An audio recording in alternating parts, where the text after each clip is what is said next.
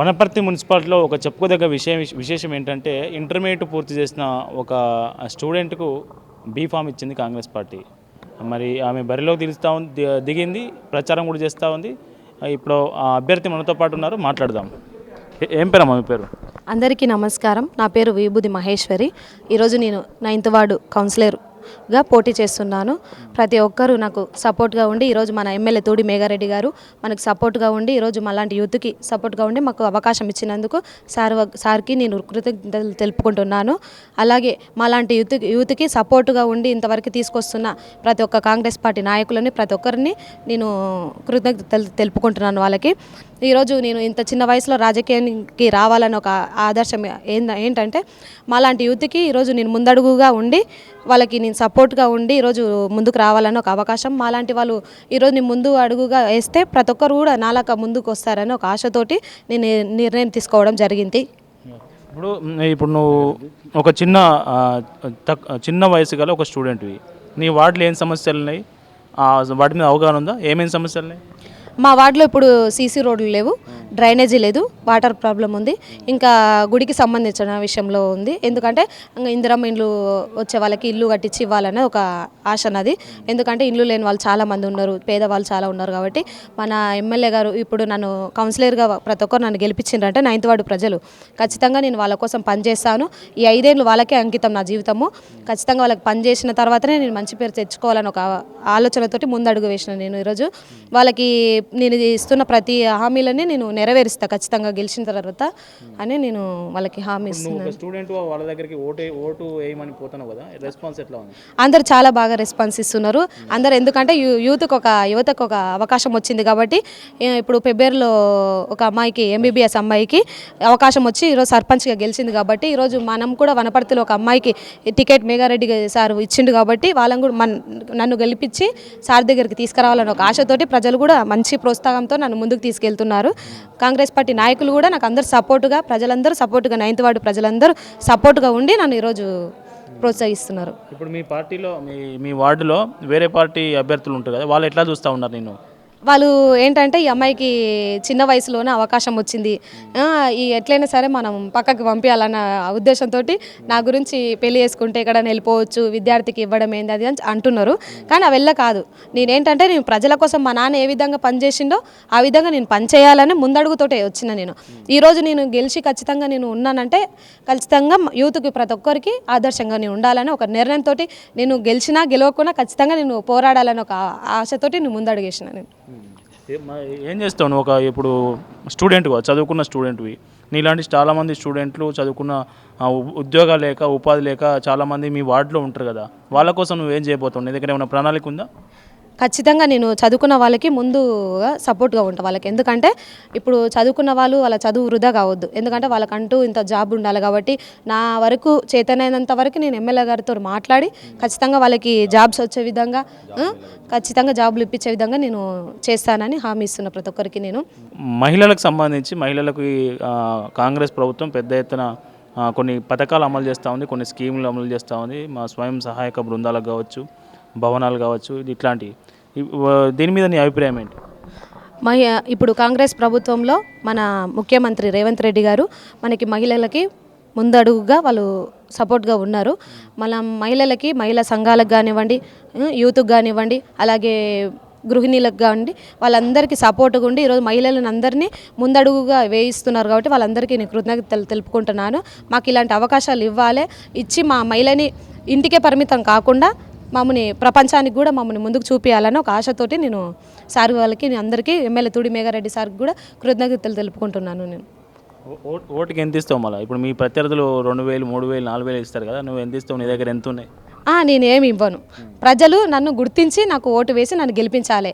వాళ్ళకు వార్డును బాగు చేసి చూపించే బాధ్యత నేను తీసుకుంటా ఖచ్చితంగా. వార్డులో ఉన్న ప్రతి సమస్యను నేను తీరుస్తా ఖచ్చితంగా. వాళ్ళు ఏది అడిగినరో వాళ్ళకి నేను ఇచ్చిన హామీలని నేను నిలబెట్టుకుంటా, వాళ్ళు నన్ను గెలిపించాలని నేను వాళ్ళని అడుగుతున్నా. వాళ్ళు ఖచ్చితంగా నాకు వర్క్ చేయాలమ్మా నువ్వు అని అడుగుతున్నారు.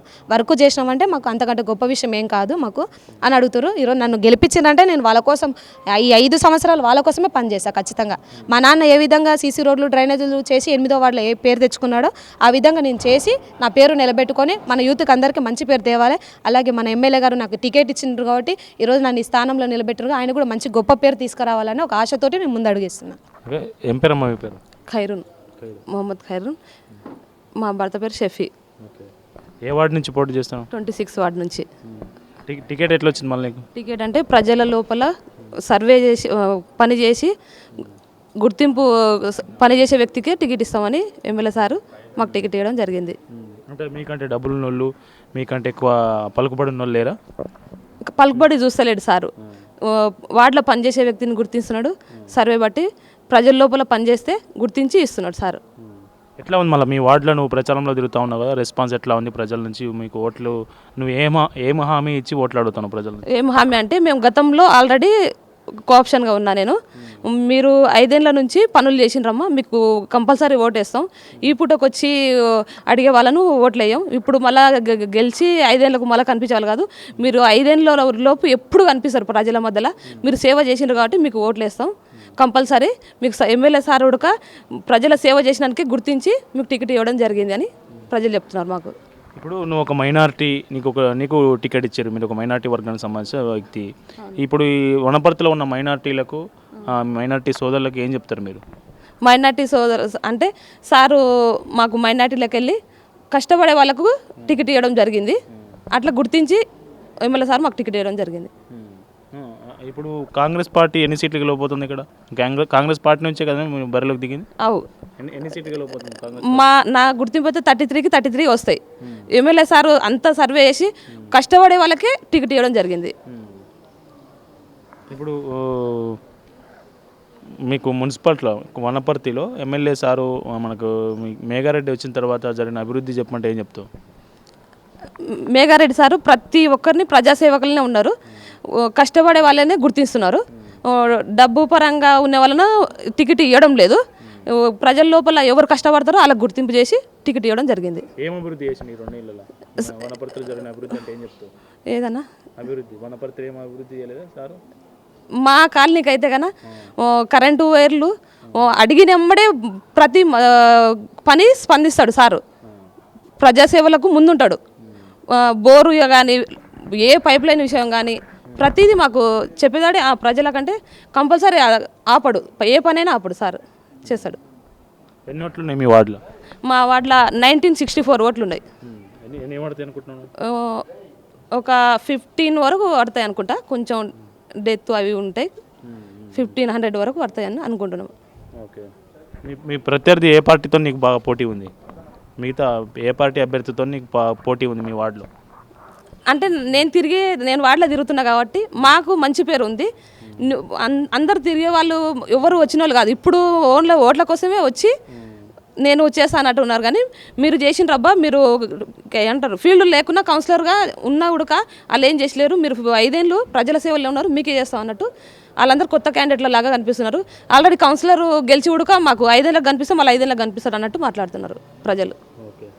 గెలిచిన తర్వాత ఏం చేస్తాం మీ వార్డుకి?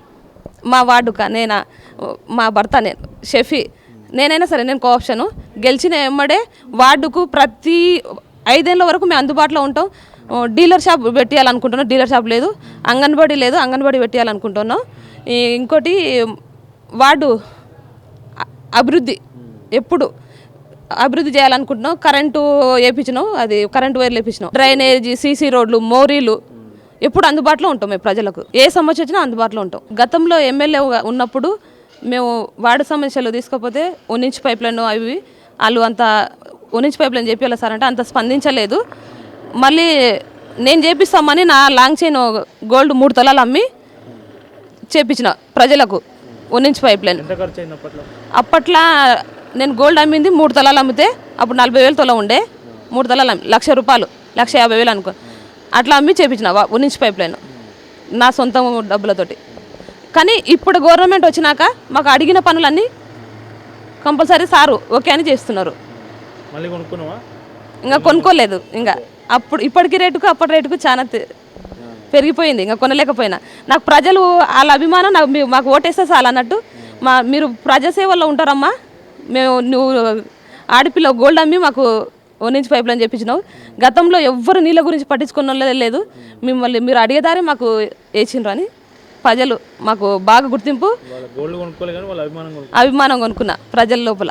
గవర్నమెంట్కి ఇప్పుడు గవర్నమెంట్కు మాకు ఈ గవర్నమెంట్ వచ్చినాక ఎమ్మెల్యే సారు మాకు ప్రతి పని చేసిండ్రు.